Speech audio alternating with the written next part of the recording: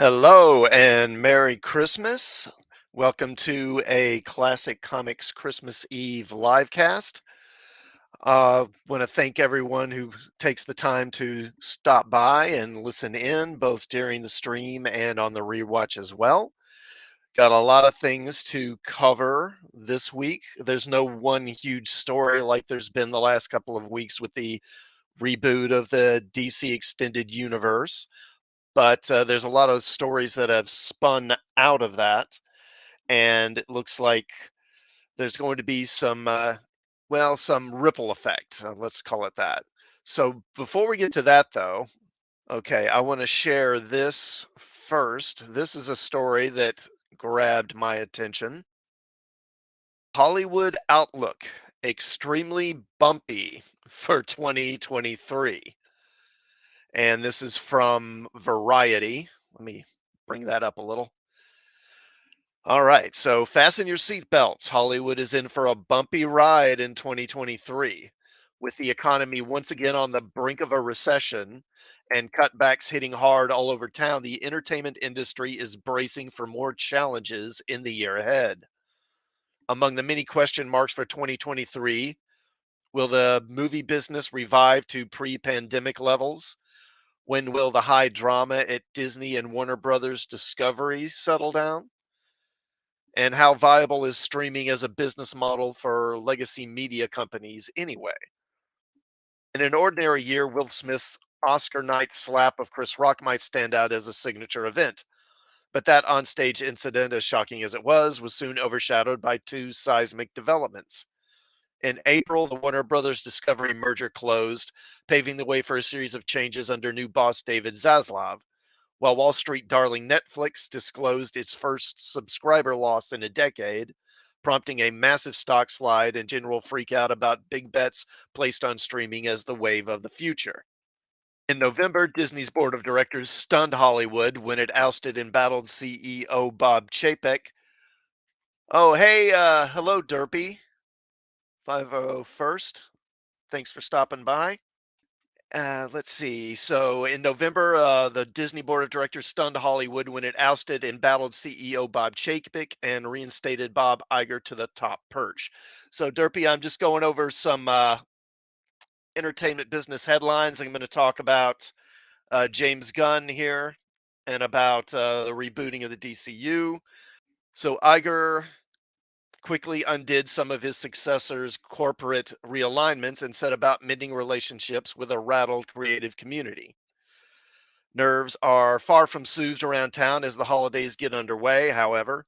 With last minute cancellations on the rise and labor storm clouds on the horizon, Hollywood is feeling less festive than usual. So, multiplex woes. When will the exhibition business be truly boffo again? Avatar The Way of Water dominated at the box office over the weekend, but its opening haul fell short of 2022 Marvel releases, including Black Panther Wakanda Forever, and cannot pape over the ongoing difficulties of mid range films such as Steven Spielberg's The Fablemans. Theater owners have been lamenting the meager release slate for months, and it doesn't look like studios will return to pre pandemic output levels at any time soon. All right, now streaming. So Netflix Q1 2022 subscriber miss forced the industry to re-examine bullish predictions about the sector's growth potential and all the billions of dollars spent on content. Layoffs and cancellations commenced, none more startling to the creative community than Zaslav's August decision to write off Batgirl, greenlit by the previous leadership of Warner Media and intended for HBO Max. This here today, gone tomorrow approach to distribution unnerved creatives behind shows, some of whom had spent years developing their projects. So the outlook here is mixed. Streaming is here to stay, but so likely are scaled back expenditures, With cord cutting continuing and content costs high, streamers began leaning more heavily into ad supported options in 2022. Former holdout Netflix rolled out an ad supported tier in November, with Disney Plus doing the same earlier this month. Meanwhile, free ad supported streaming channels are growing apace, and all that inventory makes Madison Avenue happy. Yeah, so basically, we're just going to have cable TV again. It's just that it's going to be on the internet and not through the cable. With networks and streaming services ready to cancel shows on a moment's notice and cost containment a mandate from C suites, we might finally have moved to post peak TV. In 2023, we should get a better idea of whether that mountain of content has been scaled and whether the upcoming Emmy season will be less punishing as a result. Sanity seems to be returning as the volume of content production slowly and inevitably ebbs.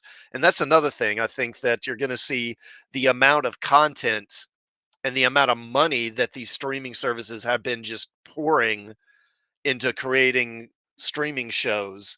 That's going to start, it's not going to go away, but it's going to get scaled back significantly because these streaming shows, they're not making money. They're not making money, and they just can't keep pouring billions into these things forever.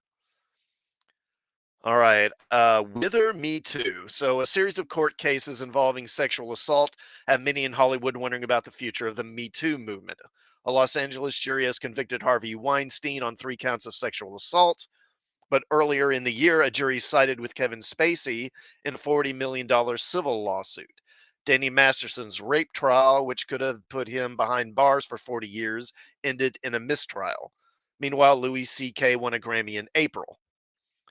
It's hard to imagine returning to a pre-Weinstein world of looking the other way at vile behavior, but the legal processes for #Me Too cases remain unpredictable.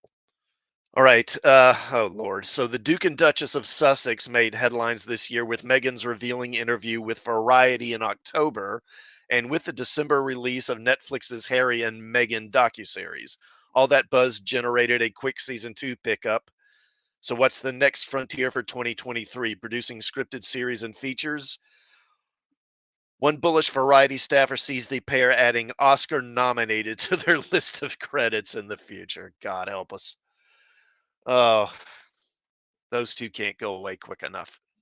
All right, so let me unshare that one, and we're going to move on and talk about the drama over at Warner Brothers and DC.